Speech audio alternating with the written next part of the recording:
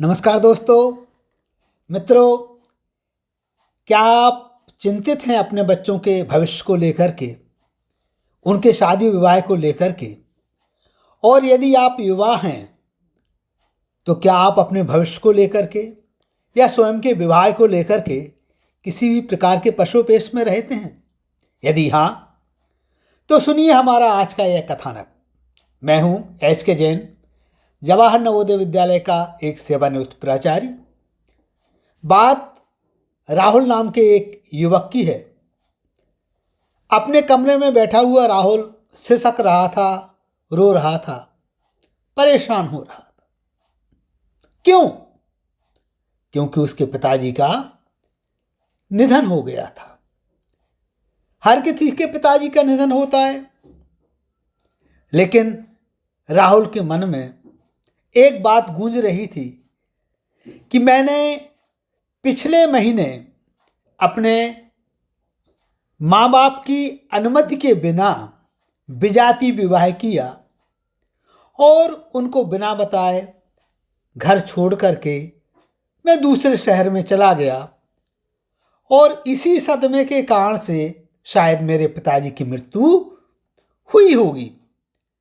इस बात को सोच करके राहुल परेशान हो रहा था और अपने आप को दोषी मान रहा था, लेकिन उसके पास कोई उपाय नहीं था सिवाय पछतावे के।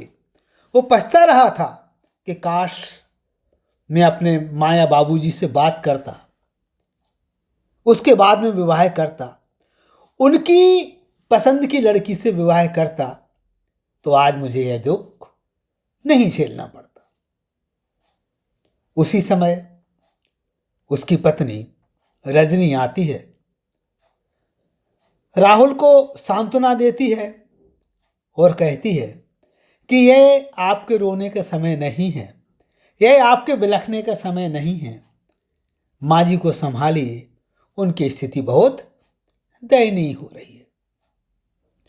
राहुल स्वयं को संभालता हुआ माँ के पास जाता है, माँ से लिपट करके फपक के रोने लगता है। माँ बेटे को सांत्वना देती है, वहीं बेटा माँ को सांत्वना देता है। वक्त गुजरता जाता है। 4-5 दिन के उपरांत जब घर की स्थिति सामान्य हो जाती है, तो राहुल एक दिन अपनी अलमारी खोलता है। अलमारी को खोलने के साथ क्या देखता है कि उसमें पिताजी के हाथ से लिखा हुआ एक पत्र रखा हुआ है।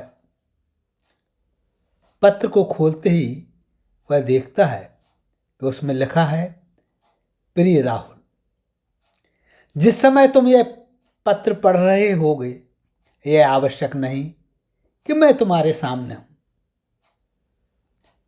तुमने हम लोगों को बिना बताए अपना विवाह किया। काश तुम अपने मन की बात हमें बता पाते और हम तुम्हारी पसंद की लड़की से अच्छी तरह से विवाह कराते, तो हमारे लिए बहुत खुशी होती। मुझे इस बात का दुख है कि मैं तुम्हारे अंदर के डर को नहीं निकाल सका। तुमने अपने मन की बात मुझे नहीं बताई, कोई बात नहीं, लेकिन यह पत्र मैं विशेष उद्देश्य से लिख रहा हूं। जिस समय तुम इस पत्र को पढ़ रहे होगे, शायद मैं जब नहीं रहूंगा, तो मैं एक बात बताना चाह रहा हूं कि मुझे ब्लड कैंसर है, और इस बात को मैंने ना तो तुम्हारे लिए बताया, ना तुम्हारी माँ को बताया। मैं नहीं चाहता था कि तुम लोग इस कारण से परेशान हो। मेरी मृत्यु कभी भी हो सकती है। मेरा तुमसे केवल एक यही कहना है कि मन में किसी तरह का बोझ मत रखना। मेरा आशीर्वाद तुम्हारे लिए और बहू दोनों के लिए है। जब भी तुम घर में वापस आओ, अपनी माँ के साथ हंसी खुशी से रहना, माँ का ध्यान रखना। राहुल इस पत्र को पढ़ करके द्रवित हो जाता है। उसे ऐसा लगने लगता है कि हमारे पिताजी के अंदर इतनी सहृदयता थी, लेकिन मेरे मन में ही एक डर बैठा हुआ था कि पिताजी मेरी बात को सुनकर के नाराज हो सकते हैं, वो मुझे शादी की अनुमति नहीं देंगे। मित्रों, ये कहानी घर घर की है, हर घर की है। बच्चों के मन में ऐसी बातें रहती हैं। वही माँ बाप भी कई बार बच्चों से अपना जुड़ाव प्रस्तुत नहीं कर पाते और इसके कारण से बाप बेटे में एक दूरी बन जाती है। मेरा आप लोगों से यही कहना है कि अपने बच्चों के साथ इस प्रकार के संबंध बना करके रखिए कि बच्चे अपने मन की बात आपसे कह सकें। और बच्चों, आप लोग भी इस बात का ध्यान रखिए कि माँ बाप को यदि आप कोई बात बताएंगे तो वो आपका किसी भी तरह से कोई बुरा नहीं चाहेंगे।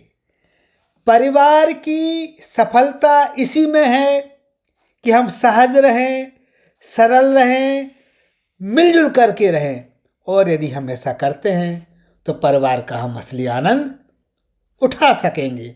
तो रहिए एकजुट, रहिए मिलजुल करके और बनाइए अपने जीवन को सफल। नमस्कार, जय हिंद, जय भारत।